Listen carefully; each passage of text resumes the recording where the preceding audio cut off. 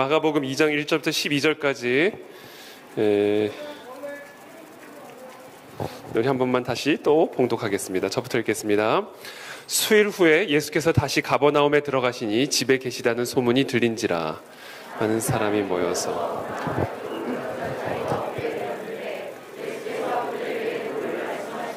사람들이 한 중풍병자를 4사람에게 메워가지고 예수께로 올세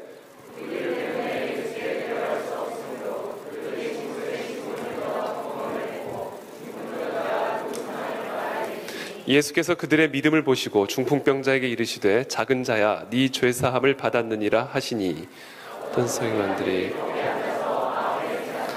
이 사람이 어찌 이렇게 말하는가 신성 모독이로다 오직 하나님 한 분 외에는 누가 능히 죄를 사하겠느냐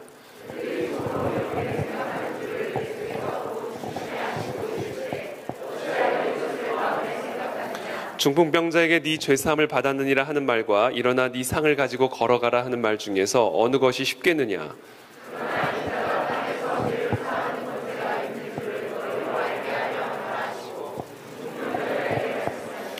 내가 네게 이르노니 일어나 네 상을 가지고 집으로 가라 하시니 그가 일어나 곧 상을 가지고 모든 사람 앞에서 나가거늘 그들이 다 놀라 하나님께 영광을 돌리며 이르되 우리가 이런 일을 도무지 보지 못하였다 하더라. 아멘. 우리가 이런 일을 도무지 보지 못하였다 하더라. 오늘 이와 같은 역사가 오늘 우리 가운데 일어날 줄로 믿습니다. 여러분 오늘 이 예배를 시작하기 전에 확고한 믿음으로 오늘 이 집회를 시작하시기를 축복합니다. 주님은 우리가 도무지 보지 못했던 그 일을 오늘 이 밤에 행하실 것입니다. 그러실 수 있는 능력이 있으신 분이십니다. 치유가 일어나게 될 것이고 회복이 일어나게 될 것을 믿습니다. 그래서 저는 오늘 제 자신이 오늘 설교를 하지만 저는 오늘 어쩌면 이 상에 달아 내리는 이 4사람 과 같은 심정으로 오늘 저는 이 자리에 섰고 오늘 성령께서 말씀 가운데 또 기도 가운데 우리들의 심령 속에서 마땅히 하실 일들을 행하시는 그런 일들이 이 밤에 일어나기를 기대하는 마음으로 오늘 이 예배를 시작하도록 하겠습니다.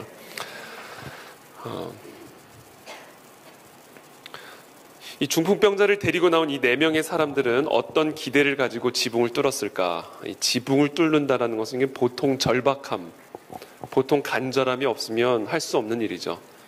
사실 사람이 절박해지고 간절해지면 사실은 어떤 상상력을 동원하게 되죠. 할 수 있는 일이라면 뭐든지 다 동원을 하게 됩니다. 문이 막혀 있으니까 지붕을 뜯어가지고 구멍을 낼 만큼 이 4사람들은 절박하고 아주 간절한 심정을 가지고 지금 예수님에게 나아온 겁니다. 여러분, 우리의 영이 살아계신 예수 그리스도가 계신 곳까지 깊이 내려가게 만드는 힘은요, 절박함이에요. 간절함이 있어야 그리스도께서 계신 곳까지 내려갈 수가 있습니다. 그리고 그곳에 가야 치유가 일어납니다. 오늘 이 밤에 우리가 해야 할 일은 그리스도께서 계신 그곳으로 가는 거예요. 그때 우리의 삶에 치유가 일어나고 회복이 일어나고 도무지 보지 못했던 그 일들이 일어날 수가 있게 되는 겁니다. 그럼 무엇이 과연 우리로 하여금 그리스도께서 계신 그곳까지 내려갈 수 있게 만드는가? 우리의 마음과 영이 어떻게 그리스도께서 계신 그곳까지 내려가 그리스도를 눈앞에서 만날 수 있게 하는 것일까? 그게 우리 안에 있는 절박함이에요. 절박함. 간절함이 있어야 지붕을 뜯고 상을 달아 내리게 되는 겁니다. 자, 그렇게 절박한 마음으로 지붕을 뜯어서 예수님께서 계신 그곳까지 내려갔는데 거기서 예수님께서 하신 반응이 이 4사람 또는 중풍병자가 기대했던 반응과는 사뭇 다른 반응이 나왔습니다. 예수께서 그들의 믿음을 보시고 중풍병자에게 이르시되 작은 자야 네 죄사함을 받았느니라. 모든 사람들의 기대는 또 중풍병자의 기대는 이 중풍병이 낫는 것이었겠죠. 당연히 그 간절함과 절박함 때문에 지붕을 뜯고 예수님께서 계신 곳까지 깊이 내려간 것이죠. 감사합니다. 몰랐네요. 그런 소음이 있었는지. 깊이 내려가게 되는 것이죠. 근데 그때 예수님께서 그들의 기대와는 달리 뭐라고 말씀하시면 죄 사함을 받았다 이렇게 말씀하세요. 당연히 예수님이 이들의 기대를 저버린 게 아니에요. 그 기대를 성취하기 위한 방식이 우리가 생각했던 것과는 다른 거였습니다. 우리의 문제를 해결하는 답이 우리가 생각했던 답과는 다른 답이었을 뿐이지 예수님께서 지금 이렇게 반응을 보이신 것은 우리의 기대를 벗어나는 반응이 절대로 아니었어요. 그래서 오늘 우리에게 분명히 말씀하십니다. 나를 만나야 된다. 예수님을 만나야 된다. 내 마음과 영이 오늘 이 밤에 정말 지붕을 뜯는 심정으로 간절함과 절박함으로 예수님이 계신 그곳까지 내가 깊이 내 영이 내려간다. 오늘 내 마음이 내가 깊이 예수 그리스도께서 계신 그곳까지 내가 들어간다. 그 간절함과 절박함을 가지고 나는 오늘 이 밤에 12시가 되든 2시가 되든 이 자리를 떠나지 않고 예수님이 계신 그곳까지 나는 갔다가 나올 거다. 나는 오늘 여러분 이 결단을 가지고 오늘 이 집회를 시작하시기를 바랍니다. 간식은 저와 여러분들의 간식은 고이 저희가 준비를 보존을 해드릴 테니까 누가 먹으면 제가 옆에서 지킬 테니까 오늘도 간식팀 얼마나 맛있는 간식으로 또 우리 박수로 좀 축복해 주시면 감사드립니다. 잠깐 일어나 주세요. 잠깐 일어나 주세요. 얼굴 한번 보세요. 빨리 일어나. 빨리.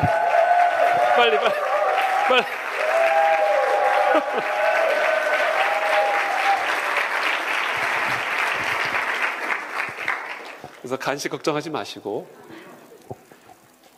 그냥 오늘 그냥 오늘 예수님 계신 곳까지 난 내려간다. 거기까지 오늘 다 내려갔다가 올라오시기를 바랍니다. 치유가 일어나죠. 그런 간절함과 절박함, 그것이 오늘 우리에게 요구되어지는 조건입니다. 근데 그렇게 해서 내려가는데 주님이 주신 말씀이 네 죄사함을 받았느니라. 그리고 그때 치유의 기적이 일어나게 됩니다. 자, 이와 같은 사실은 우리에게 무엇을 가르쳐주고 있는가? 하나님의 기적은, 도무지 보지 못했던 그 놀라운 하나님의 기적은 죄 사함을 통해서 이루어진다는 사실을 우리에게 말씀하시는 것이죠. 저와 여러분들의 삶에 기적이 일어날 수 있음을 믿으십니까? 믿으셔야 돼요. 근데 그 기적이 어떻게 이루어지는가? 우리가 생각했던 방식과는 달라요. 죄 사함을 통해서 기적이 일어나게 된다. 예수님의 기적은 예수님의 죄 사함을 통해서 일어나게 된다라는 것이죠. 오늘 밤 저와 여러분들이 어떤 문제를 가지고 이 자리에 나왔든지 간에, 어떤 절박하고 간절한 이유를 가지고 이 자리에 나왔든지 간에, 어떤 치유와 어떤 기적을 기대하든지 간에 저와 여러분이 갖고 있는 이 모든 문제에 대한 주님의 처방은 이 작은 중풍병자에 대한 처방과 동일합니다. 작은 자야 네 죄 사함을 받았느니라. 우리에게 죄 사함을 주시는 거예요. 예수님은 우리의 죄를 사하실 수 있는 권세가 있으신 분이십니다. 그럼 죄 사함이란 무엇인가? 죄를 없애주시는 것이죠. 그럼 죄란 무엇인가? 하나님을 의지하지 않고 하나님을 떠난 게 죄입니다. 사람이 온 마음과 뜻을 다해 하나님을 의존하지 않고 자신을 의지하는 게 죄예요. 그러므로 죄 사함이란 무엇인가? 죄를 없애주신다는 건 무엇인가? 하나님을 떠난 우리가, 하나님을 멸시하는 우리가, 하나님을 알지도 못하는 우리가 그 생명의 근원, 능력의 근원, 치유의 근원이 되시는 하나님께로 돌아갈 수 있는 길을 열어주신 거예요. 그게 죄 사함이에요. 그 죄를 없애주신 거예요. 죄라는 것은 하나님을 떠나서 내가 스스로 하나님처럼 사는 삶인데, 그래서 하나님을 알지도 못하고 인정하지도 않고 의지하지도 않은 우리가 다시금 여호와께로 돌아가 여호와를 의지함으로 생명의 근원과 만날 수 있고, 치유의 근원과 만날 수 있고, 소망의 근원과 만날 수 있는 길을 열어주신 거, 이게 죄를 없애주신 거예요. 예수 그리스도께서 죄를 사하실 수 있는 권세가 있다는 것은 오직 예수 그리스도를 통해서만 하나님께로 돌아갈 수 있는 길이 허락되어졌음을 의미하는 겁니다. 나는 길이요 진리요 생명이니 나로 말미암지 않고는 아버지께로 올 자가 없느니라 그러시잖아요. 오직 예수 그리스도를 통해서만 하나님은 계시되었고, 오직 예수 그리스도를 통해서만 우리는 하나님께로 돌아갈 수가 있고, 오직 예수 그리스도를 통해서만 하나님을 경험할 수가 있습니다. 그래서 우리는 그 예수 그리스도를 만나야 돼요. 간절하고 절박함으로 예수 그리스도께서 어디 계시든지 그곳까지 우리는 내려가야 됩니다. 그 예수 그리스도가 나타나실 때까지 파고 또 파고, 뜯고 또 뜯고, 그래서 그 예수 그리스도께서 계신 그곳까지 들어가 만나야 돼요. 그것만이 유일한 치유의 비결이 되는 것이고, 그거 외에는 다른 길은 없는 겁니다. 바로 그 간절함과 절박함이 이 4명 그리고 이 중풍병자에게 있었던 거예요. 그래서 여러분, 오늘 축복합니다. 어떤 문제든지 상관없어요. 예수님을 만나십시오. 오늘. 그럼 치유가 일어나고 회복이 일어납니다. 어떤 절망적인 상황이어도 상관이 없어요. 예수 그리스도를 만나면 해결이 되는 것입니다. 그게 바로 오늘 이 중풍병자에게 일어난 사건이에요. 인간은 하나님을 의존하여 살도록 지음을 받은 존재입니다. 그렇기 때문에 인간이 하나님을 의존하지 않고 하나님을 떠나는 순간 인간은 반드시 죽게 되어 있습니다. 정신적인 병, 어제도 제가 말씀드렸죠. 모든 병에 걸리게 되어 있어요. 그래서 죽게 되어 있습니다. 땅에서 뿌리를 뽑힌 큰 나무 한 그루를 생각해 보십시오. 그 나무는 땅에서 뿌리가 뽑히는 그 순간 나무 안에 남아있는 소량의 내재적인 수분과 영양분으로 인해서 한동안은 생명을 유지하는 것처럼 보일 수가 있어요. 그러나 머지않아 그 나무가 대지로부터 뽑히는 순간부터 사실 그 나무는 죽어가는 겁니다. 수분과 양분의 근원이 되는 그 대지로부터, 그 수맥으로부터 뿌리가 뽑히게 되었기 때문에 결국은 서서히 시들어서 말라 비틀어 죽어져 간다라는 것이죠. 그래서 기독교 상담의 핵심은요, 기독교 상담의 본질은, 그리고 기독교 상담의 궁극적인 목적지는요, 하나님께 의지하도록 하는 거예요. 이게 모든 기독교 상담의 A to Z입니다. 하나님께로 돌아가라는 거예요. 하나님만을 의지하는 것을 방해하는 모든 지붕들을 다 뜯어내 버리라는 거예요.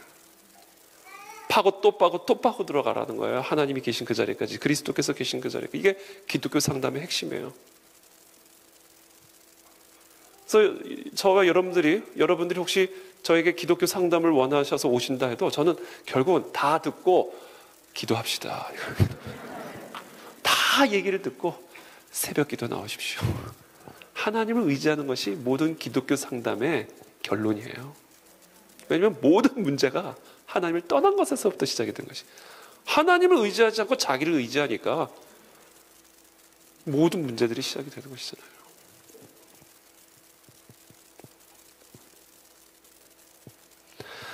예레미야서 17장 13절의 말씀이죠. 이스라엘의 소망이신 여호와여, 무릇 주를 버리는 자는 다 수치를 당할 것이라. 무릇 여호와를 떠나는 자는 흙의 기록이 되오리니 이는 생수의 근원이신 여호와를 버림이니라. 여호와를 떠났으니까 수치를 당하는 거예요. 생수의 근원을 버렸으니까 말라 중풍병에 걸리는 것이죠. 다른 이유가 아니라는 거예요. 예레미야서 17장 5절, 여호와께서 이와 같이 말씀하시니라. 무릇 사람을 믿으며 육신으로 그의 힘을 삼고 마음이 여호와에게서 떠난 그 사람은 저주를 받을 것이라. 그는 사막의 떨기나무 같아서 좋은 일이 오는 것을 보지 못하고 광야 간조한 곳 건건한 땅, 사람이 살지 않는 땅에 살리라. 그러나 무릇 여호와를 의지하며 여호와를 의뢰하는 그 사람은 복을 받을 것이라. 그는 물가에 심어진 나무가 그 뿌리를 강변에 뻗치고 더위가 올지라도 두려워하지 아니하며 그 입이 청청하며 가무는 해에도 걱정이 없고 결실이 그치지 아니함 같으리라. 전 이와 같은 사람들이 되시기를 축복합니다. 여러분, 지금 우리의 문제는 사업의 문제가 아니에요. 건강의 문제도 아닙니다. 모든 것의 근원이 되시는 여호와로부터 뿌리가 뽑혀져 있는 것이 문제인 거예요. 그러면 오늘 이 시간을 통해서 살아계신 그 하나님을 깊이 만나게 되기를 바라고, 우리의 모든 마음과 정신과 모든 힘을 다하여 예수 그리스도께서 계신 그 자리까지 내려가는 그런 복된 이 밤이 되시기를 예수님의 이름으로 축복합니다. 그러면 귀신도 떠나가고요, 질병도 낫고요, 모든 문제들이 해결이 되는 겁니다. 그래서 제가 요새 조금 제가 잔소리 아닌 잔소리를 했지만 기도의 자리를 꼭 지켜야 된다. 이거는요, 제가 좀 율법적이어서 하는 얘기가 아니에요. 예배 자리에 사람이 조금 비어 있으면 빈자리가 보면 제가 마음이 심란해져서 그러는 게 아니에요. 저는 의자하고도 얼마든지 대화할 수가 있습니다. 전혀 그건 저에게 문제가 되지 않아요. 저는 여러분들이 진짜 열매를 맺기를 원하는 거예요. 행복하기를 바라는 겁니다. 그 유일한 비결은 모든 것의 근원이 되신 여호와께로 돌아가는 것에는 없습니다.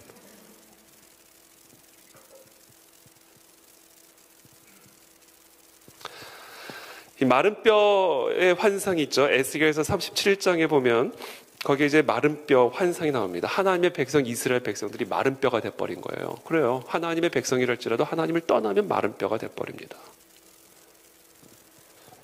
37장 26절의 말씀이죠. 내가 그들과 화평의 언약을 세워서 영원한 언약이 되게 하고 또 그들을 견고하고 번성하게 하며 내 성소를 그 가운데 세워서 영원히 이르게 하리니 내 처소가 그들 가운데 있을 것이며 나는 그들의 하나님이 되고 그들은 내 백성이 되리라. 내 성소가 영원토록 그들 가운데 있으리니 내가 이스라엘을 거룩하게 하는 여호와인 줄을 열국이 알리라 하셨다 하라. 자, 하나님을 떠난 이스라엘 백성들이 다시금 마른 뼈와 같이 되었지만 이 마른 뼈와 같은 이 백성들이 그 에스겔의 환상처럼 생기가 들어가 하나님의 군대로 일어나게 되는 그 놀라운 역사, 도무지 보지 못했던 그 놀라운 역사가 일어날 수 있게 하시는 비결을 가르쳐 주시는데 그게 뭐냐면 내가 그들 가운데 성소를 세울 것이다. 그렇게 함으로써 이 마른 뼈와 같은 백성들이 하나님의 군대가 되어 하나님의 영광을 드러내는 이 열국을 살리는 내 백성이 되게 하리라. 그 방법이 뭐냐? 내가 그들 가운데 성소를 세우겠다. 이렇게 말씀하세요. 그리고는 에스겔서 37장 끝부분에 보면 그 에스겔 그 마른 뼈 환상 끝부분에 보면 그 성전에서 어떤 일이 일어나는지를 말씀하십니다. 그가 나를 데리고 에스겔서 47장에 나오죠. 그가 나를 데리고 성전 문에 이르시니 성전의 앞면이 동쪽을 향하였는데 그 문지방 밑에서 물이 나와 동쪽으로 흐르다가 성전 오른쪽 제단 남쪽으로 흘러내리더라. 그가 또 나를 데리고 북문으로 나가서 바깥길로 꺾여 동쪽을 향한 바깥문에 이르시기로 본즉 물이 그 오른쪽에서 스며 나오더라. 하나님이 마른 뼈와 같은 이스라엘 백성들 중간에 성소를 세우셨는데 이 성소에서 어떤 일이 일어나는지를 봤더니 그 동쪽 문에서 물이 조금씩 스며 나오는 걸 보게 된 거예요. 물이 그 오른쪽에서 스며 나오더라. 여기서 나오더라 라는 이 히브리어 단어는요, 뚝뚝뚝 떨어지는, 물방울 하나씩 떨어지는 거예요. 이게 물이 나오는 게 아니라 물이 새는 거죠. 그냥 뚝뚝뚝 떨어지는 거예요.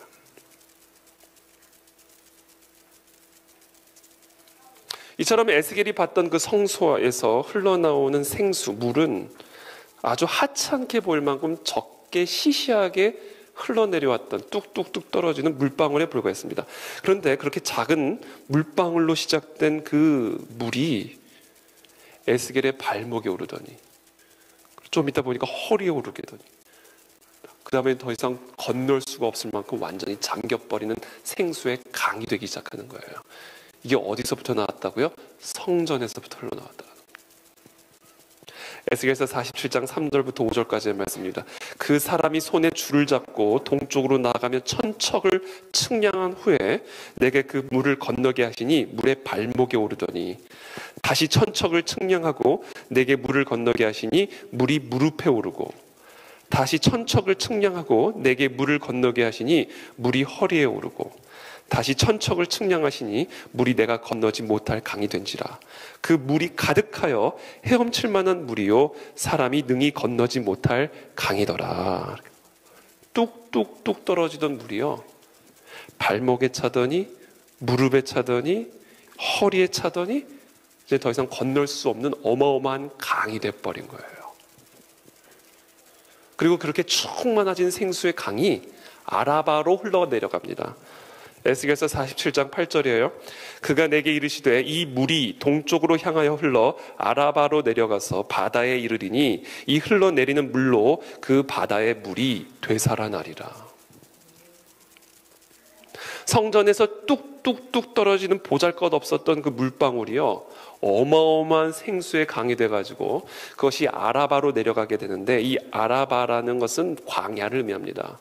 생명이 살 수 없는 땅, 마른 땅, 물이 없는 그 땅으로 이 어마어마한 생수의 강이 흘러내려가게 됩니다. 그리고 그 아라바를 통해서 그 생수의 강이 바다로 흘러가는데, 그 바다가 다 죽어있던 바다가, 그 바다가 다시 살아나기 시작하는 거예요. 성전에서 흘러나온 생수의 강이 들어가니까 강이 바다를 살립니다. 강이 바다를 삼켜버리는 거예요. 근데 그 강이 어디서 나오는 강이라고요? 성전에서 뚝뚝뚝 떨어졌던 그 보잘것없던 물방울이 바다를 바꿔버리는, 바다의 생명을 변화시키는 생명의 강이 되는 겁니다. 그 일을 내가 이 마른 뼈 가운데 세우겠다, 성소를 통해서. 그렇다면 그 생수가 흘러나오는 성전, 그 성전은 무엇을 의미하는 것일까?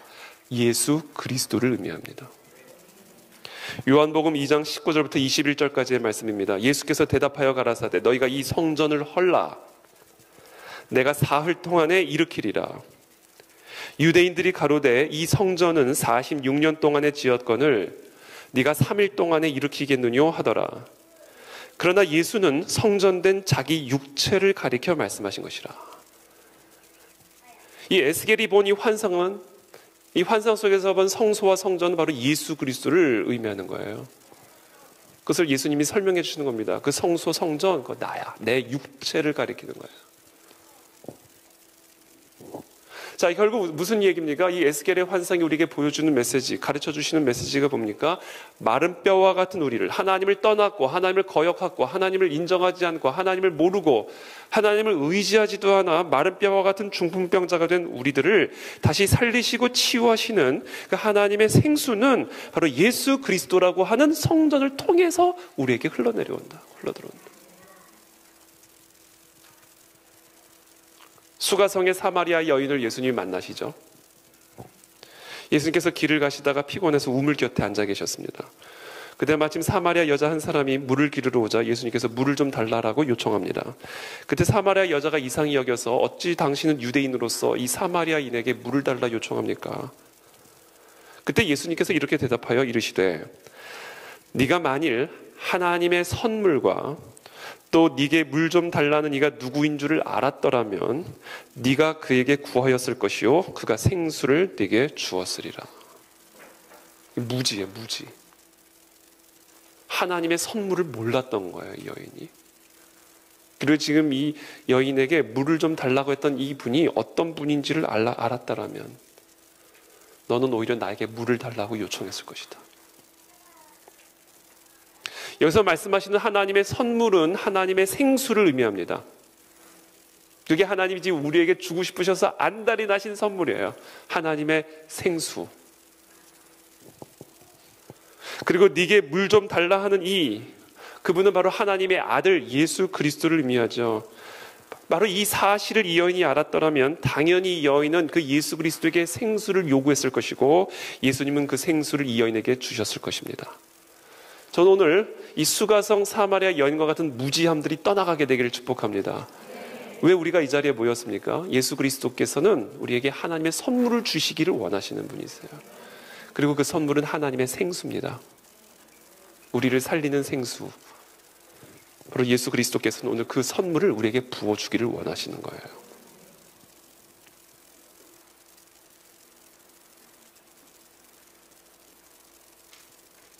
이 여인은 어떤 여인이었습니까? 사랑에 목말랐던 여인이에요. 그래서 이 여인은 5명의 남편이 있었지만 여전히 사랑을 받고 싶은, 사랑에 목말랐던, 사랑에 굶주린 여인이었습니다. 그 여인에게 예수님이 생수를 약속하시는 거예요. 내가 너의 그 사랑에 대한 목마름을 내가 안다. 그래서 내가 다시는 목마르지 않는 그 사랑의 생수를 내게 너에게 부어주리라. 예수님과의 만남을 통해 하나님이 주신 이 생수를 마신 사마리아 여인은 변화됐습니다. 사랑에 대한 그 목마름이 완전히 해결이 되어버렸습니다. 참된 기쁨과 참된 평강을 경험하고 솟구쳐 오르는 환희를 경험했습니다. 바로 하나님의 생수가 우리 안에 들어오게 되면요, 그와 같은 일들이 일어나게 되는 거예요. 그래서 저는 오늘 이 시간 축복합니다. 지금 저와 여러분들이 어떤 목마름을 가지고 이 자리에 모였든지 간에 오늘 이 시간 저와 여러분들 모두에게 필요한 것은 단 하나, 하나님의 생수를 마시는 것입니다. 자, 그렇다면 예수님을 통해서 주시는 이 생수의 정체, 오늘 하나님께서 우리에게 주실 그 생수의 정체가 무엇일까? 바로 성령이십니다. 요한복음 7장 38절부터 39절입니다. 명절 끝날 곧 큰 날에 예수께서 서서 외쳐 이르시되 누구든지 목마르거든 내게로 와서 마시라. 내게로 와서 마시라는 거예요. 예수 그리스도께로 와야 됩니다. 나를 믿는 자는 성경의 이름과 같이 그 배에서 생수의 강이 흘러나오리라 하시니 이는 그를 믿는 자들이 받을 성령을 가리켜 말씀하신 것이라. 우리의 목마름, 그 어떤 목마름이든지 간에 지금 우리 안에 있는 그 목마름을 해결할 수 있는 유일한 길은 하나님께서 예수 그리스도를 통해 우리에게 주시는 하나님의 선물 성령의 생수를 마시는 거예요. 이게 이루어져야 됩니다. 오늘 여러분, 이거 외에는 다른 방법이 없습니다. 그래서 여러분, 우리가 지금 캠프 때뿐만이 아니라 앞으로 여러분 우리가 다 그 안에 진리교회로 돌아가서도, 우리 일상으로 돌아가서도 우리가 평생에 원하고 바라고 기도하고 기대해야 될 것 단 하나, 하나님께서 예수 그리스도를 통해서 우리에게 부어주시는 성령의 생수, 이것에 목마른 인생이 되셔야 됩니다.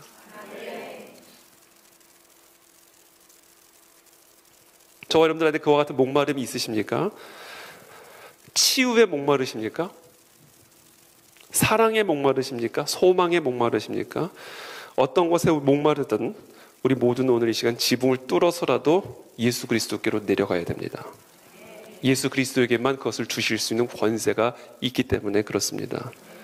마치 우리가 수원지를 찾기 위해 땅속을 깊이 파고 또 파고 들어가듯이 오늘 우리의 마음과 영혼이 예수 그리스도께서 계신 그 자리까지 우리가 내려갈 수 있도록 오늘 이 밤에 파고 또 파고 내려가야 됩니다.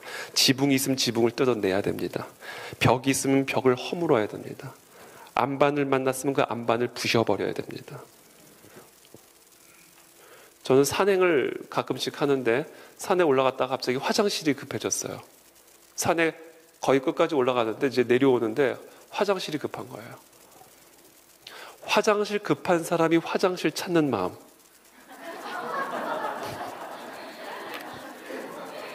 제가 2시간을 걸어서 올라간 산을요, 한 10분 만에 내려온 느낌이에요. 날라 내려온 것 같아요. 그 절박함. 이렇게 설명을 드려야 이해를 하시잖아요. 그 절박함을 가지고 오늘 파고 들어가야 된다. 그거 외에는 답이 없어요, 진짜로 여러분.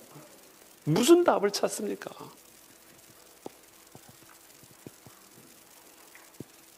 우리 가운데 자녀가 아파서 자녀가 아프면 마음이 넘어요. 부모는요, 자녀가 아프면 뭐를 먹어도 맛이 없어요. 뭐를 해도 기쁘지 않습니다. 세상에 아무리 성공해 보세요. 마음에 기쁨이 오나.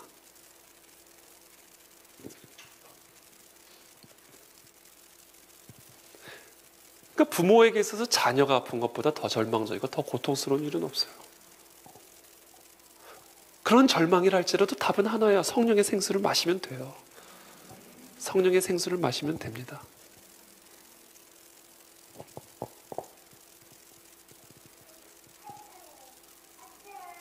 그렇게 되면 아무리 메마른 황무지와 같다 할지라도 야생화들이 피어나고 죽어있던 모든 것들이 다 살아나게 될 것이고 자녀도 치유를 받게 될 것이고 절대로 해결되지 않을 거라 생각했던 것들이 해결되는 아침을 맞습니다, 여러분. 그분이 하나님이세요. 그 선물을 우리에게 주고자 하시는 겁니다. 근데 그 선물을 주실 수 있는 권세를 갖고 계신 분은 한 분이에요. 예수 그리스도. 그래서 오늘 그 예수 그리스도께서 계신 그 자리까지 파고 들어가야 된다. 우리의 마음과 영혼이. 그래서 오늘 이 중풍병자와 이 4명은 지붕을 그냥 뜯어내 버린 거예요. 지붕이 문제냐라는 겁니다. 이 지붕을 뚫고 예수 그리스도께서 계신 곳까지 우리의 마음과 영혼이 깊이 내려가게 하는 그 행위를 우리는 기도라고 부릅니다. 내 마음과 영혼이 예수 그리스도께서 계신 그 자리까지, 그래서 예수 그리스도를 만나서 그 성령의 생수가 내 영혼에 팍 하고 터지는 그 순간까지 내려가는 그 작업, 그 행위를 우리는 기도라고 말해요. 기도에도 여러 종류가 있습니다. 찬양기도, 중보기도, 합심기도, 다양한 종류의 기도들이 있는데, 오늘 제가 여러분들과 함께 나누고자 하는 기도는 바로 치유기도예요. 이 치유기도의 핵심은 언제나 살아계신 그 예수 그리스도께서 내 상처의 구체적인 부위에 임해 주시기를 갈망하면서 그 예수님을 간절하고 절박하게 찾아 내려가는 행위입니다. 마치 이 중풍병자를 예수 그리스도께 달아내리듯 내 상처의 부위에 예수 그리스도께서 임하시기를, 예수 그리스도의 손이 내 상처의 부위에 임하기를 간절히 바라는 마음으로 내 영혼을 상에 달아 그리스도께서 계신 곳까지 깊이 내려가는 거예요. 이게 치유기도입니다. 예수님 지금 여기로 오셔서 이 병을 고쳐주십시오. 그래서 치유기도의 핵심은 언제나 그 예수 그리스도를 내 다친 부위로 모셔드리는 겁니다. 그래서 이 기도를 할 때 도움이 될 수 있는 게 이 연상기도예요. 마치 오늘 이 그림이죠, 그림. 상에 달아가지고 예수님께서 계신 곳까지 쭉 내려가게 하는 그 그림. 나 자신을 상에 달아 우리 공동체가 줄에 달아 쫙 내려가는 그 그림을 가지고 기도하는 거예요. 왜냐면 그게 현실이니까. 그건 상상이 아니에요. 현실이에요. 영적인 현실입니다. 공동체가 나를 위해서 기도할 때 내가 깊이 내 영혼이 예수 그리스도의 만져주심을 기대하며 기도하며 나갈 때 상에 달아 내가 주님께로 계신 곳에 쭉 내려가는 이 연상. 그렇게 우리가 연상을 하면서 기도하는 겁니다. 예수님 오늘 시간 내 상처에, 내 아픈 부위에 오셔서 만나주시고 만져주시고 네 죄사함을 받았느니라 선언해 주십시오. 그래서 연상하면서 기도하는 거예요. 왜냐하면 이건 상상이 아니라 세뇌가 아니라 영적인 현실이기 때문에 그렇습니다. 그걸 도와주는 거예요.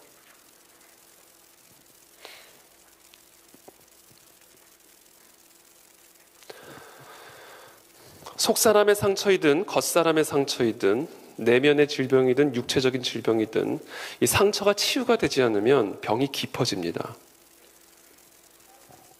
치유되지 않는 상처에는 고름이 생기고요, 악취가 나기 시작합니다. 병은 치유되어야 합니다. 절대로 병을 안고 살지 마십시오. 예수님께서 이것이 내 은혜가 내게 족하도다 말씀하시기 전까지는 절대로 병을 안고 살지 마십시오. 상처는 치유되어야 합니다. 그렇지 않으면 사람이 핍절해지고 강팍해지고 사나워집니다. 하나님은 상처투성이로 살아가는 인간을 치유하기를 원하세요. 그건 내가 창조한 내 인간의 본 모습이 아니다. 하나님은 너무너무 가슴 아파하십니다. 완벽한 작품을 만들어 놓으셨는데 그 완벽한 작품이 이곳저곳에 훼손이 된 모습을 보기를 기뻐하는 제작자는 없습니다. 하나님은 우리를 깨끗하게 치유해 주기를 원하세요. 또 어떻게 치유하시는가? 하나님의 생수로 치유해 주신다라는 것. 성전으로부터 흘러나오는 생수가 우리의 메마른 아라바로 내려가서 죽어있는 바다의 물을 살아나게 만드신다라는 겁니다. 여러분, 이 영적인 환상을 또 연상하면서 기도하십시오. 예수 그리스도로부터 흘러내려오는 그 성령의 생수가 내 마음 또는 내 육체의 아라바로 내려가서 거기에 죽어있는 모든 것들을 살리시고 소성케 하시는 그 영적인 그림을 여러분들이 연상하면서 기도하십시오. 그래서 예수님이 그렇게 비유로 설명해 주시고 성경에 그렇게 그림의 이미지들이 많은 게 그 그림이 영적 현실이다. 그래서 그 그림을 그리면서 기도를 하라. 그 그림을 그리면서. 제가 방언을 어떻게 받았냐면요, 저는 방언 받는 걸 너무 어떻게 보면 좀 무서워했어요. 그래가지고 방언 받는 걸 막 피해 다녔습니다. 그러다가 이제 한 번은 이제 방언을 받고 싶은 마음에 소망이 생기더라고요. 그래서 그때 우리 공동체가, 청년 공동체가 저를 딱 중간에 놓고 마치 중풍병자를 위해서 기도해 주듯 저를 딱 손을 얹고 막 기도해 주기 시작했어요. 근데 그때 제 마음속에 내 자신이 너무 안진뱅이 같은 느낌을 받게 되었어요. 그 베데스다 언덕에, 베데스다 연못에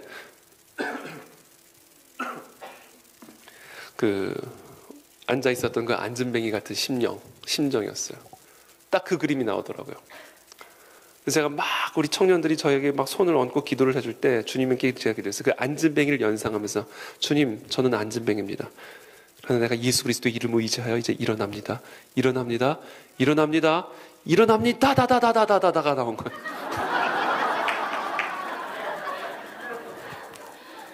이게 연상이에요, 연상. 내가 중풍병자인 거예요, 중풍병자. 그렇죠? 내가 오늘 주님 만날 때까지 내려갑니다. 내려갑니다. 지붕 뜯습니다. 벽 허뭅니다. 예수 그리스도로부터 흘러나오는 그 성령의 생수를 나는 한 방울이라도 맛보기를 원합니다. 그 샘이 터질 때까지 나는 오늘 내 영혼을 파고 또 파고 또 파고 들어가겠습니다. 지붕 있으면 지붕 뜯고 벽 있으면 벽 허물고, 그렇게 우리가 깊이 기도하는 것이 영적인 그림을 가지고. 그래서 저는 오늘 여러분들에게 이 속사람의 치유를 받는 방법, 그리고 우리의 육체적인 질병이 치유를 받을 수 있는 방법, 이 방법이라고 하는 거는요, 다른 방법이 아니에요. 성령의 생수가 흘러 들어올 수 있도록 길을 만드는 거예요. 우리가 그 길, 생각에 차단벽들이 너무 많거든요. 지붕들이 너무 많거든요. 그러니까 성령의 생수가, 성령의 비가 하늘에서 내려와도 지붕에 다 막혀버리는 거예요. 그러니까 우리가 속사람이 치유를 받는 법, 또는 우리의 육체적 질병이 치유를 받는 법이라고 하는 것은요, 다른 게 아닙니다. 성령의 생수가 들어올 수 있도록 길을 열어드리는 거예요. 지붕 뜯는 겁니다. 저는 오늘 제가 할 수 있는 건 그게 다예요. 그리고 나머지는 성령께서 하실 겁니다. 그래서 오늘 여러분들에게 이 지붕을 뜯는 방법, 그래서 하늘에서 내려오는 성령의 생수가 내 심령 속에, 내 육체 가운데 흘러들어와 죽어있는 아라바가 살아나고 죽어있는 바다들이 살아나고 메마른 광야와 같은 땅들이 옥토로 변화되어진 성령의 역사가 일어날 수 있는 그 길을 우리 모두가 함께 준비할 수 있는 법, 이것을 여러분들과 함께 나누고 성령의 생수가 부어지기를 기대하며 기다리며 나아가는 그런 오늘 이 밤이 되기를 예수님의 이름으로 축복합니다. 먼저 속사람의 치유를 받기 위해서, 이 속사람에게 성령의 생수가 흘러들어오기 위해서 우리가 만들어야 할 길, 첫 번째, 여러분의 문제를 똑바로 직시하셔야 됩니다. 제가 어제도 말씀드렸죠? 우리 속사람을 직면해야 된다. 뭐가 문제인지를 정확하게 판단할 수 있어야 된다는 것이죠. 문제를 회피하지 말고 직시하자. 그것을 위해서는 우리가 성령의 도우심을 구하며 어린 시절 다시는 기억하고 싶지도 않은 그 경험을 대면해야 된다는 것이죠. 그것이 마음속에 아무리 깊이 숨겨져 있어도 상관이 없습니다. 어쩌면 우리가 깊이 의식적으로 깊이 우리 마음속에 숨기고 또 숨기고 또 숨겨서 마치 없는 양 스스로 속이면서 살아왔을지 몰라요. 그렇게 숨기고 또 숨겨가지고 나도 다시는 기억하지 못하도록, 또는 남에게 들키지도 못하도록 스스로 속이면서 마음과 무의식 세계까지 깊이 감춰뒀던 것들을 다 끄집어내셔가지고 직면하셔야 됩니다.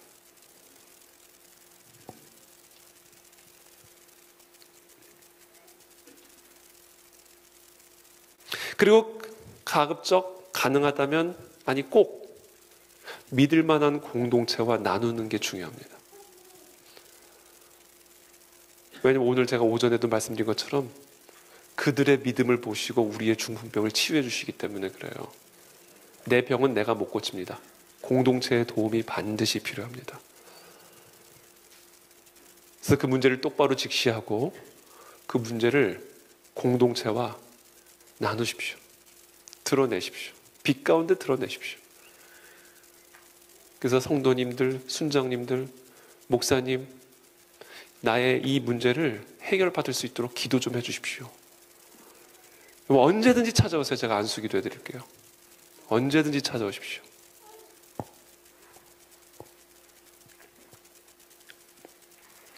문제를 똑바로 직시해야 된다. 그래야 성령의 생수가 흘러들어올 수 있는 게 1차 길을 예비하는 겁니다. 두 번째, 어떤 문제든지 간에 어떤 상처든지 간에 나에게 책임이 있다는 것을 인정하셔야 됩니다.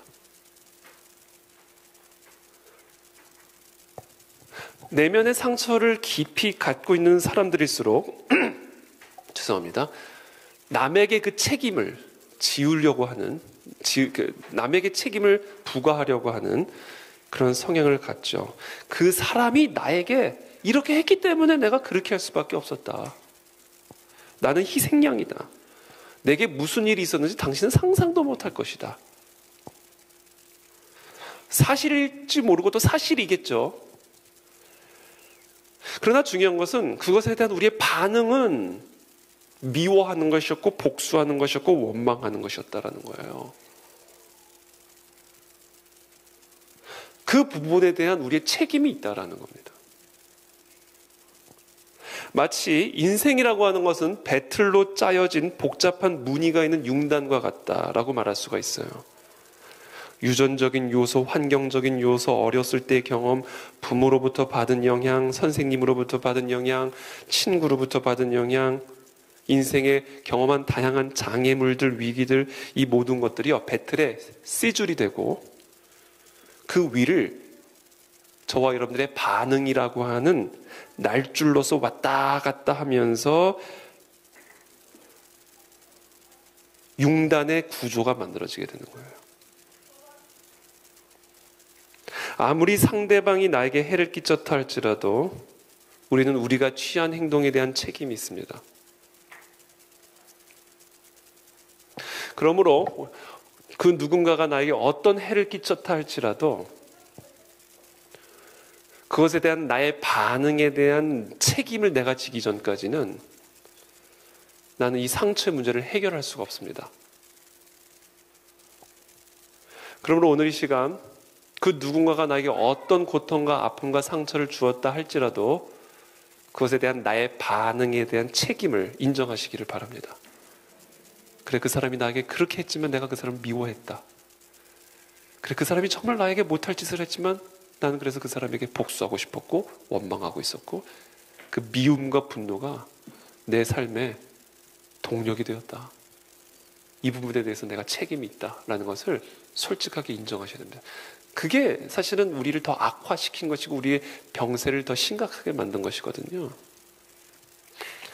세 번째, 그 문제와 관련되어 있는 사람들을 용서하셔야 된다라는 겁니다. 용서. 사실 내가 책임을 진다는 것과 그 누군가를 용서한다는 것은 사실은 동전의 양면과 같은 겁니다. 많은 사람들이 자신에게 해를 끼친 사람을 절대로 용서할 수 없는 이유가 있습니다. 만약 내가 그 사람을 용서하는 순간 그 문제에 대한 책임을 전가시킬 사람이 사라져버리게 되는 거예요. 그 사람이 지금 내가 안고 있는 이 문제에 대한 책임을 져야 되는데 내가 책임을 인정하는 순간 또는 내가 그 사람을 용서하는 순간 그 책임을 전가할 수 있는 사람이 없게 되는 거예요. 내가 책임을 져야 되는 게 돼버리는 거예요. 그래서 내가 책임을 지는 것과 용서하는 것은 사실상 같은 겁니다.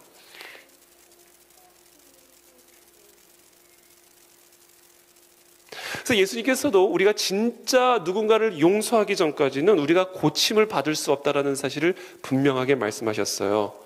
하늘에서 뜻이 이루어진 것처럼 땅에서도 이루어지기 위해서 우리가 어떻게 기도해야 되는지를 주기도문을 통해서 말씀하시면서 하늘에서 하나님의 뜻이 이루어진 것처럼 이 땅에서 이루어지기 위해서는 우리가 우리 가운데 죄진 자를 사하여 준 것 같이 우리의 죄를 사하여 주시옵소서라고 기도하라 그랬어요. 하나님의 뜻이, 하나님의 나라가 하늘에 있는 그와 같은 하나님의 통치가 이 땅에 있는 내 심령과 내 삶에도 동일하게 임하려면 우리가 우리에게 죄진 자를 사하여 준 것처럼 우리 죄를 용서해 주십시오 라고 기도해라 이렇게 했어요.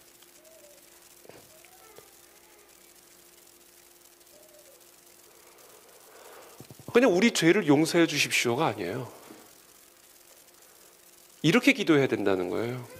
우리가 우리의 죄를 용서해 준 것처럼 우리의 죄를 용서해 주십시오. 이 본문의 원어적 의미는 이렇습니다. 하나님, 우리의 죄를 용서해 주시옵소서.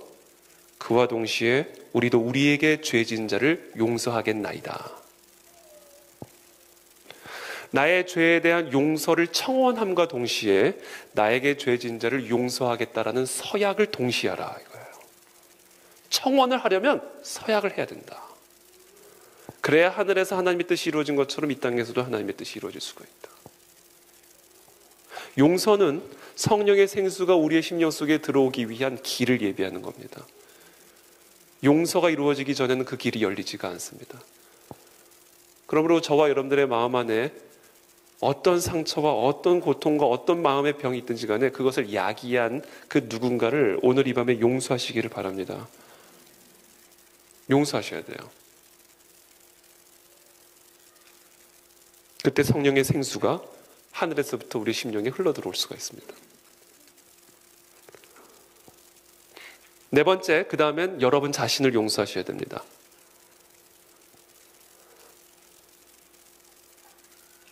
하나님이 나를 용서하셨지만 나는 절대로 나를 용서할 수 없어. 이거는 옳지 않다라는 것이죠.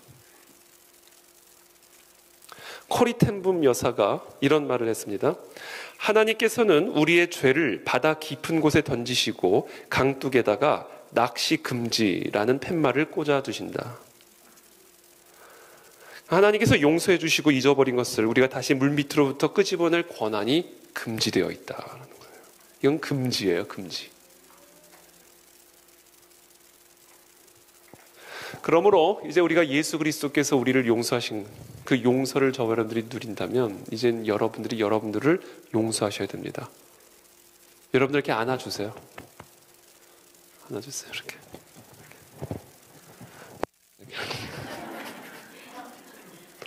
여러분들을 사랑하셔야 돼요. 그렇죠. 우리가 지난 과거를 보면 내가 그때 그렇게 했던 거, 그렇게 실수했던 거 얼마나 자책이 많습니까? 내가 그때 그렇게 안 했으면 우리 가족이 이렇게 고생을 안 했을 텐데, 내가 그때 그렇게 했으면 내가 이런 상황이 되지 않았을 텐데. 그게 시간이 지나면 지날수록 그런 후회와 그런 아픔들은 계속 축적이 돼요. 그러다 보면요, 아주 견고하게 나에 대한 증오심이 있습니다. 나에 대한 증오심이 있죠. 여러분 자신을 사랑하시기를 바랍니다. 용서하시기를 바랍니다. 그래야 성령의 생수가 우리 안에 들어올 수가 있어요.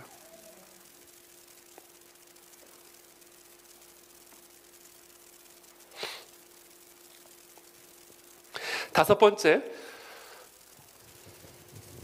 진짜 문제의 핵심이 뭔지를 성령님께 구하십시오. 이 모든 과정에 있어서 성령의 은혜와 성령의 인도하심을 구하셔야 돼요. 성령의 빛이 조명이 돼야 내 문제도 확인할 수가 있고 누구를 용서해야 할지 또 용서할 수 있는 힘을 주시고 내 내면의 상태를 밝히 비춰주시는 성령의 은혜를 구하셔야 됩니다. 로마서 8장 26절에 이와 같이 성령도 우리의 연약함을 도우시나니 우리는 마땅히 기도할 바를 알지 못하나 오직 성령이 말할 수 없는 탄식으로 우리를 위하여 친히 간구하시느니라. 사실 우리는 우리가 뭐를 위해서 기도해야 할지조차 알지 못할 때가 많이 있습니다. 그래서 우리는 성령의 생수가 우리 안에 흘러들어와 우리를 치유하시게 하시기 위해서 문제의 핵심, 문제의 본질이 무엇인지를 성령께서 가르쳐 주시기를 기도하면서 나아가야 됩니다. 19세기 찰리 스타인매츠라는 사람이 있었습니다. 이 사람은 전기 분야에 있어서 아주 전문가예요. 헨리 포드가 자동차 공장을 미시간주 디어번에 세웠는데 거기다 아주 큰 발전기를 세웠습니다. 근데 하루는 이 발전기가 고장이 나서 공장의 가동이 중지가 됐어요. 그러니까 일반 전기공과 수리공들을 불러다가 그 발전기를 빨리 고치도록 요청을 합니다. 그리고 그것으로 인해서 많은 손해를 보게 되죠. 근데 그럼에도 고치지를 못했어요. 그래서 결국 포드는 당시 가장 유명했던, 전기 분야에서 유명했던 찰리 스타인매츠를 부릅니다.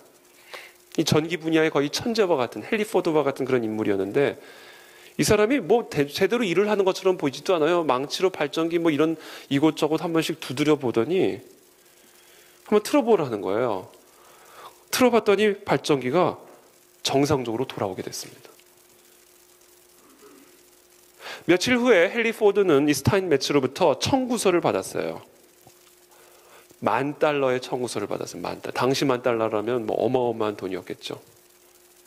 물론 헨리 포드는 부자였기 때문에 그 $10,000 충분히 지급할 수 있었지만, 자기가 보기에 와서 이 스타인메츠가 한 일이라고는 발전기 이곳저곳 한번 두드려 보더니 스위치 키니까 되는 거, 이게 전부 뭐 한 일이 아무것도 없다고 느껴진 거예요. 그래서 그 청구서에다 답장을 써서 보냈습니다. 찰리, 이 청구서의 금액이 당신이 한 일에 비하면 너무 큰 액수가 아닙니까? 라고 청구서를 보냈어요. 그랬더니 이 찰리 스타인메츠가 다시 청구서를 이렇게 써서 돌려보냈습니다. 모터를 두들기면서 일한 것 $10. 어디를 두들겨야 할지를 안 것 $9,900.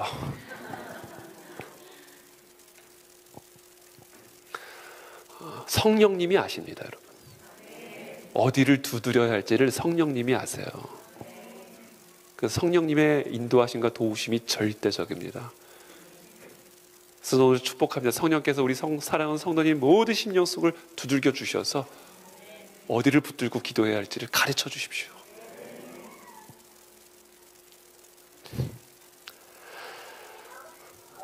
여섯 번째, 여러분, 우리 안에 병이 있으면 반드시 마귀가 그 병을 물고 너무 늘어집니다. 빨리 오세요. 다시. 마귀는 마음의 병을 자신의 무기로 삼아요. 마귀는 그래서 다른 무기가 필요 없어요. 우리의 마음의 병이 무기예요. 그거 딱 물고 늘어집니다.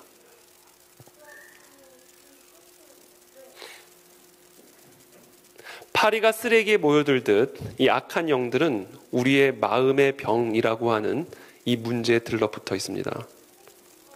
그래서 오늘 저와 여러분들은 성령의 인도하심을 받으면서 먼저 내 마음의 병이 무엇인지를 보고 깨닫고, 성령께서 그 마음의 병을 치유하심으로 말미암아 그 마음의 병을 무기로 삼고 있는 악한 영의 세력을 약화시킨 다음에, 그리고 예수 그리스도의 이름의 권세로 쫓아내버리는 거예요. 그게 오늘 우리가 할 일입니다. 이 마음의 병을 그대로 둔 채로 귀신을 쫓아내고 대적한다 해서 대적이 되고 떠나가는 게 아니에요. 축사가 이루어지려면요, 먼저 우리의 마음 안에 시퍼렇게 살아있는 마음의 병이 치유를 받아야 됩니다. 그 마음의 병이 무엇인지를 알아야 돼요. 그걸 정확하게 직시를 하고 그것에 대해서 예수 그리스도 앞에서 치유를 받으셔야 됩니다. 그게 치유를 받아야 사단마귀의 무기가 약화가 되는 거예요. 그렇게 약화된 상태에서 대적을 할 때 이 사탄마귀는 떠나가게 되는 것이죠. 축사가 먼저가 아니에요. 죄사함이 먼저입니다.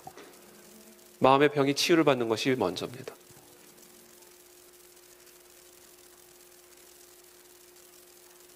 어떤 사람들의 문제는 그 사람의 아주 어린 시절에 일어난 사건이라 다시 기억을 하기조차 어려운 경우들도 있습니다. 특별히 깊은 상처들은 깊은 기억 속에 저장되어 있기 때문에 악한 영들은 우리가 무의식 가운데 우리가 품고 있는 그런 문제를 딱 무기로 삼아가지고 어떤 부분에서는 마비를 일으키고 어떤 부분에서는 발작을 일으키게 합니다. 우리의 생각과 우리의 마음대로 우리의 행동을 할 수 없게끔 만들어버린다. 그래서 오늘 저와 여러분들이 할 일은, 하나님, 내 마음, 내 심령, 기억 깊은 곳에 숨겨진 그 나의 성난 아이를, 나의 수치심에 쌓여있는 아이를 드러내 주시고, 그 아이를 내가 예수 그리스도께로 깊이 달아내려서 오늘 이 밤에 해결을 받게 도와주십시오. 그리고 그 성난 아이를 딱 물고 내 평생을 좌지우지 주인 노릇했던 이 사탄 마귀를 대적합니다. 귀신을 대적합니다. 이제 이 모든 결박으로부터 자유케 되는 역사를 허락하여 주시옵소서. 이게 오늘 이 밤에 우리가 경험하게 될 일이고 해야 할 일입니다. 그렇게 될 때 여러분, 육체적인 질병도 나음을 얻어요. 그래서 제가 오늘 이번에 이 마가복음 2장을 묵상하면서 이게 다 연결이 되어 있다. 먼저 죄사함, 그렇죠? 하나님을 떠난 우리들이 다시금 여호와께로 돌아가는 그 죄사함. 그것을 통해서 내 안에 있는 이 깊이 있는 이 속사람의 치유, 그리고 나서 이루어지는 축사, 내 속사람의 병을 물고 있었던 그 사탄 마귀가 떠나가는 역사가 일어나는 것이죠. 그리고 이 떠나갈 때는요, 뭐 영화에서 보는 것처럼 막 이런 일들이 꼭 일어나는 게 아니에요. 리얼했나요? 막 이러는 게 아니에요. 조용히 떠날 수도 있어요. 무슨 꼭 눈에 보이는 현상이 있어야 귀신이 떠나가는 게 아닙니다.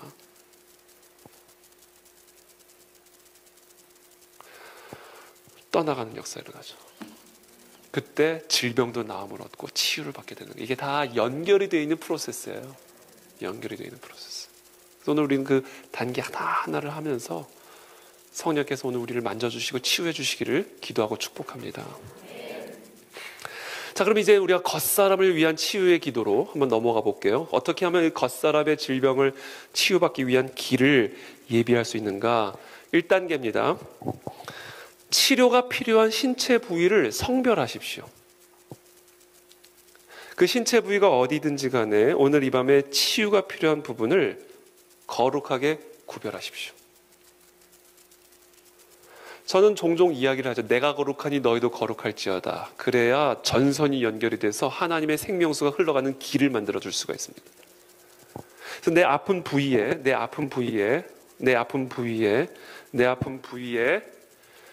하늘의 생수가 흘러들어와 이 아픈 부위가 치유를 받으려면요, 이 부위를 성별하셔야 돼요.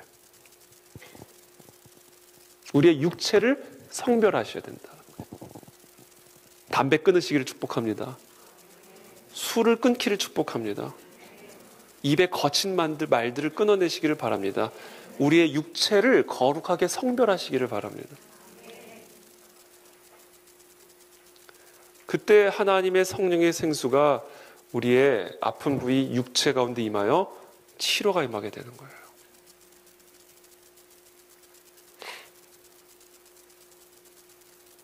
자녀들이 아픕니까? 부모님이 성별되시기를 바랍니다. 부모들이 그 가정의 영적 파수꾼이기 때문에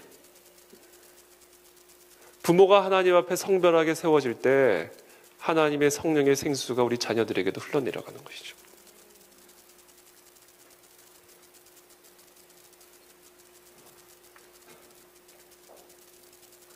그래서 이 성별은 회개가 동반이 되죠. 주님, 내가 내 몸으로 지은 죄를 회개합니다. 분노, 음주, 그것이 무엇이든 나의 몸을 하나님의 성령의 생수를 받을 수 있는 그릇으로 성별하기를 원합니다. 예수 그리스도의 보혈의 피로 덮어주시고 오늘 이 밤에 이 몸을 거룩한 몸으로 구별하여 주시어서 하나님의 성령의 생수가 흘러들어올 수 있는 길이 되게 하여 주시옵소서. 이것이 첫 번째 단계입니다. 두 번째 단계는 하나님의 생명력에 호소하십시오. 하나님의 생명력을 고통받는 몸에 불어넣어 몸을 회복시킬 수 있도록 하나님의 생명력을 호소하세요. 오 하나님, 당신은 우리의 생명이십니다. 당신께서 우리에게 생기를 불어넣으셔서 우리가 인간이 되었습니다. 이제 우리의 그 하나님의 생기를 지금 나의 연약한 육체, 연약한 내 자녀 안에 불어넣어 주시옵소서. 불어넣어 주시옵소서. 호소하는 거예요. 하나님의 생명력에. 예수님은 당신은 포도나무이십니다. 저희는 당신의 가지입니다. 이 시간 하나님의 생명으로 충만해질 수 있도록 하나님에게 내가 나아갑니다. 포도나무이신 예수님께서 이 연약한 가지가 포도나무에게 온전히 붙어 있을 수 있도록 도와주시옵소서. 예수 그리스도의 권능이, 예수 그리스도의 생명이 이 가지와 같은 우리들에게 흘러들어올 수 있도록, 그 부활의 능력이, 부활의 생명이 가지된 우리들에게 흘러들어올 수 있도록 포도나무에 견고하게 붙을 수 있게 도와주시옵소서. 이렇게 하나님의 생명력에 호소하는 거예요. 예수 그리스도를 죽은 자들 가운데서 일으키신 하나님의 영이 우리 안에서 사시면 예수 그리스도를 죽은 자 가운데서 일으키신 분이 그분의 영을 통해서 나의 죽은 몸도 살리실 수 있음을 믿습니다. 호소하는 거예요. 부활의 능력에.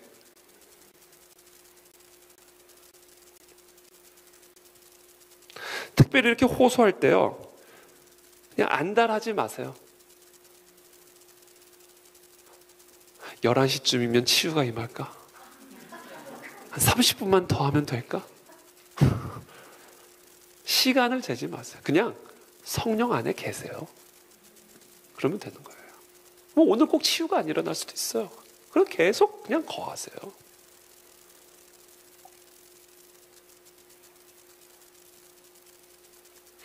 그래서 이 급한 마음, 안달하는 마음을 내려놓으십시오. 그냥 우리가 할 일은 하나님의 생명력에 호소하면서 그냥 붙어 있는 거예요.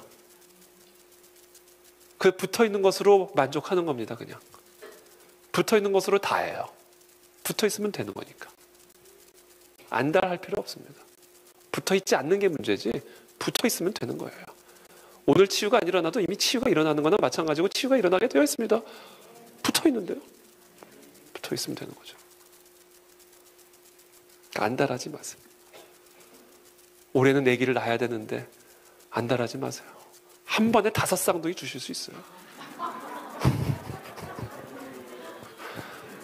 이게 축복인지 아닌지 몰아서 한 번에 다 주실 수 있단 말이에요. 제 얘기는.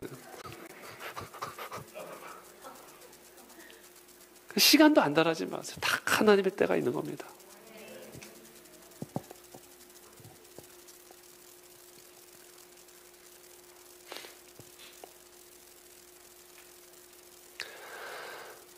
그 3단계입니다. 시간을 두고 기다리십시오. 조급해하지 마세요.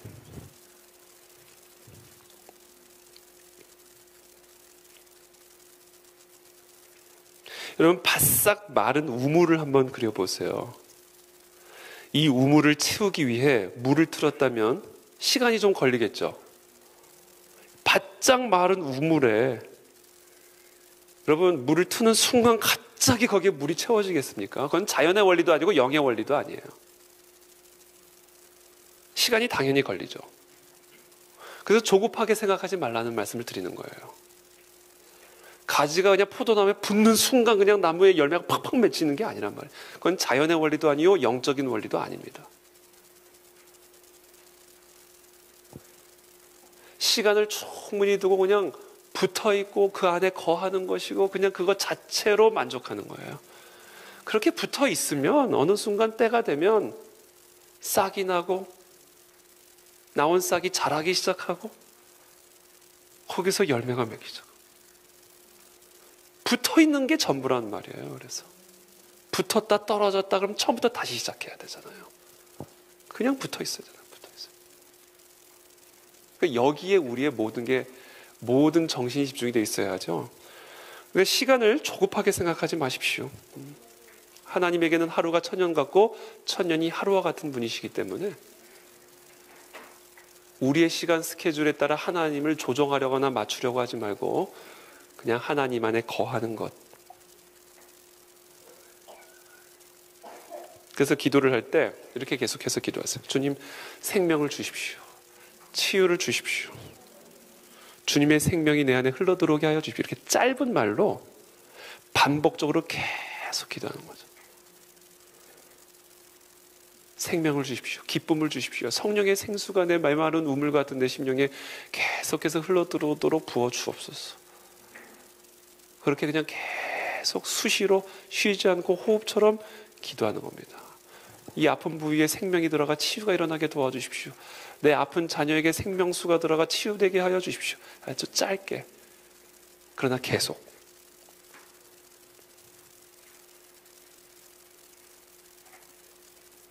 네 번째 단계, 손바닥만한 구름을 주시하십시오. 치유를 위해서 기도를 받는 분이 특별히 기도를 하는 동안에 또는 안수 기도를 받는 동안에 일어난 어떤 몸의 긍정적인 변화가 일어나고 있는지를 알려주시거나 여러분들이 꼭 기억하시기를 바랍니다. 오늘 예배를 드릴 때 온몸에 갑자기 전율이 느껴졌어요. 온기가 흐르는 것 같은 느낌을 받았어요. 이런 구름을 주시하셔야 돼요.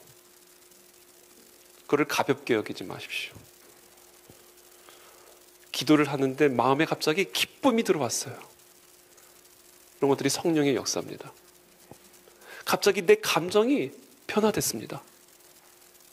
슬펐던 감정이 갑자기 기쁜 감정으로 변화됐습니다. 미워했던 감정이 갑자기 사랑하고 용서하고 싶은 마음으로 변화됐습니다. 그러니까 이런 역사, 마음의 역사, 심령의 역사들이 육체적인 질병을 치유하는 일에 있어서 전조가 됩니다. 그러니까 그런 손바닥만한 구름이 결국 커져서 큰 생수의 비를 흘러내린, 조금씩 뚝뚝뚝 떨어졌던 그 물방울이 거대한 생수의 강이 되어서 바다를 삼켜 바다를 치유하듯이 우리의 마음과 생각과 심령 속에서 일어난 그 손바닥만한 그 변화를 여러분들이 절대로 놓치지 마시고 그것을 붙드시고 그 구름이 더 커져갈 수 있도록 성령 안에서 짧은 기도로 생명에 호소하며 계속해서 포도나무에 붙어 있을 때 그 손바닥만한 구름 안에 어마어마한 비가 담겨져 있음을 경험하게 되는 것이죠. 근데 우리 안에서 일어나는 반응을 우리가 묵상을 주시를 할 때 완전히 정반대의 반응이 나타날 수도 있습니다. 부정적인 반응, 두통이 더 심해지거나 뭔가 마음이 더 강팍해지거나 갑자기 막 기도의 자리를 뛰쳐나가고 싶거나 갑자기 화가 치밀어오거나 이런 부정적인 반응이 나타날 수 있어요. 그럴 때 우리가 5번째 단계로 나가야 됩니다. 악한 영의 역사를 봉쇄하고 대적해야 됩니다.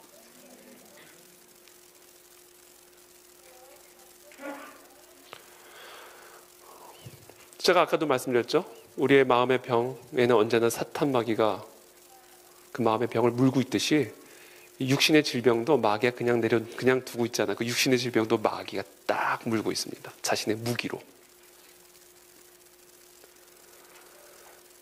그래서 많은 경우 예수님께서 육신의 질병을 치유하실 때 축사가 함께 이루어지죠. 축사가 함께 이루어집니다.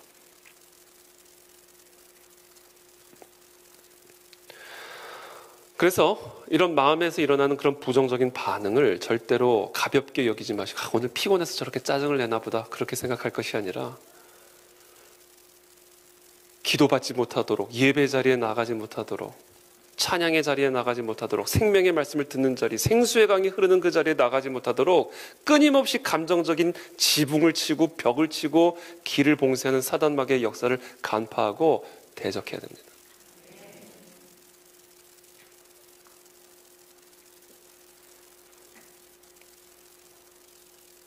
여섯 번째 단계입니다. 병을 꾸짖으세요.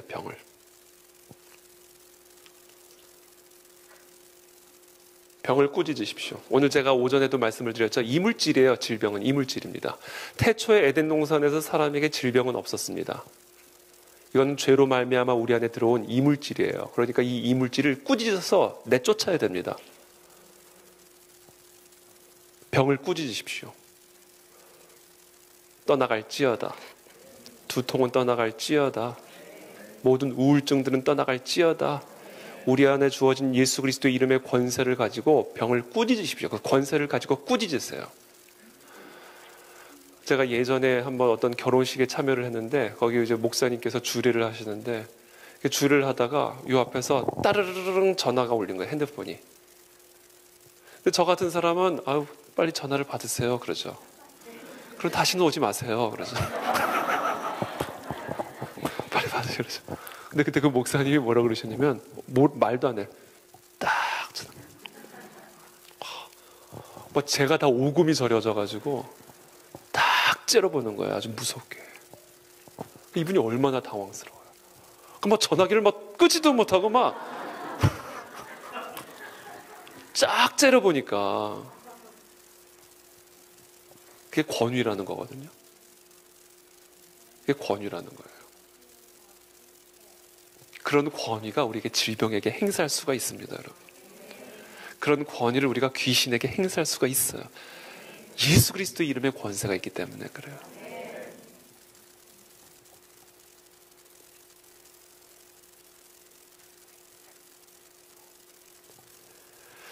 특별히 여러분 기억하세요. 예수 그리스도께서 질병을 치유를 하실 때 또 즉각적으로 일어나는 일도 있었지만 특별히 시간이 걸릴 수도 있습니다.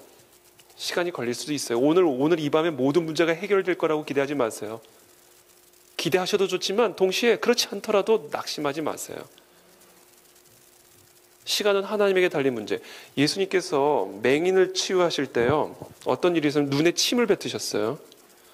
그리고는 안수하시고 무엇이 보이느냐 물으셨어요.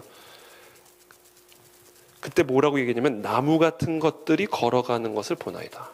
사람을 본 게 아니라 나무가 보여요. 완전히 치유된 게 아닙니다. 그리고 그 눈에 다시 안수하시며 그가 주목하여 보더니 나아서 모든 것을 밝히 보는지라. 이것은요, 우리에게 큰 위로를 주시고 또 예수님께서 어떻게 보면 일을 하시는 원리, 이유, 목적, 방식이 다 있어요. 어떤 사람은 그 자리에서 치유를 하시기도 하지만 그러나 또 어떤 경우에는 시간들을 통해서, 그리고 그 시간들을 통해서 다른 모든 것들을 다뤄 가시면서 하나님이 하나님의 일을 행하십니다. 그러므로 이 모든 주권을 하나님에게 완전히 의탁드리고 오늘 그냥 저와 여러분들이 할 일은 하나예요. 예수님 만나는 겁니다. 그러면 예수님이 다 해주십니다. 오늘 저는 이와 같은 길을 예비하여 생각의 길, 마음의 길, 모든 길을 예비하여 오늘 이 시간 하늘에서부터 흘러내려오는 성령의 생수, 예수 그리스도로부터 말미암는 성령의 생수가 오늘 우리의 심령 속에 또 우리의 육체 가운데 흘러들어와 치유와 나음을 얻는 이 밤이 되시기를 예수 그리스도의 이름으로 축복합니다. 마지막으로 하나님은 이 치유를 통해서 열국을 치유하시기를 원하십니다. 여러분, 저와 여러분들이 치유를 받는 것은 저와 여러분들의 치유로 끝나지 않아요. 저와 여러분들의 치유를 통해서 가정이 치유를 받게 되고 나라가 치유를 받게 되고 열국이 치유를 받게 되는 겁니다. 성전 안에서 똑똑똑 떨어지는 물이 아라바로 흘러가서 바다를 치유하는 거예요. 그래서 오늘 저는 저와 여러분들의 치유에 대해서 말씀을 드렸지만 제가 오늘 저와 여러분들의 치유를 이야기를 한 이유는 열국의 치유를 위해서 드린 말씀이기도 한 겁니다.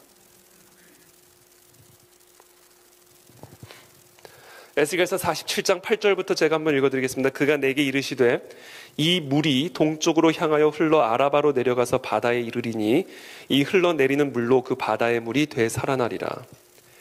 이 강물이 이르는 곳마다 번성하는 모든 생물이 살고 또 고기가 심이 많으리니 이 물이 흘러들어가므로 바닷물이 되살아나겠고 이 강이 이르는 각처에 모든 것이 살 것이며 또 이 강가에 어부가 살 것이니 엔게디에서부터 에네글라임까지 금을 치는 곳이 될 것이라.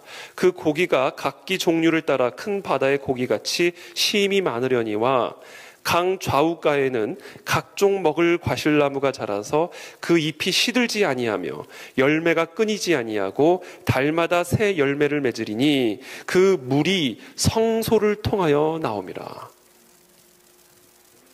이 물을 먹은 저와 여러분들이 결국 또한 성소에서 나오는 물이 되는 거예요, 여러분. 이 물을 마신 자가 성소에서 나오는 물이 되어서 열국을 치유하는 물이 된다라는 말입니다. 우리가 치유를 받아야 돼요. 거기에 이 우주의 생명이 달린 문제다라는 겁니다. 그 열매는 먹을만 하고 그 잎사귀는 약 재료가 되리라. 그 생수의 강이 흘러서 자란 나무의 잎사귀가 약이 되는 거예요. 약이 되는 겁니다. 그게 어디에 달려있다? 우리의 치유에 달려있다. 그래서 저는 오늘 저와 여러분들 위해서 오늘 말씀을 드렸지만 결국 동시에 열국을 위해서 드리는 말씀이에요. 우리가 살아야 이 주변에서 자라는 나무의 잎사귀조차 약재료가 될 수가 있으니까. 그래서 오늘 그와 같은 역사가 우리 가운데 시작이 될 수 있도록 우리 함께 기도하며 나가기를 바랍니다.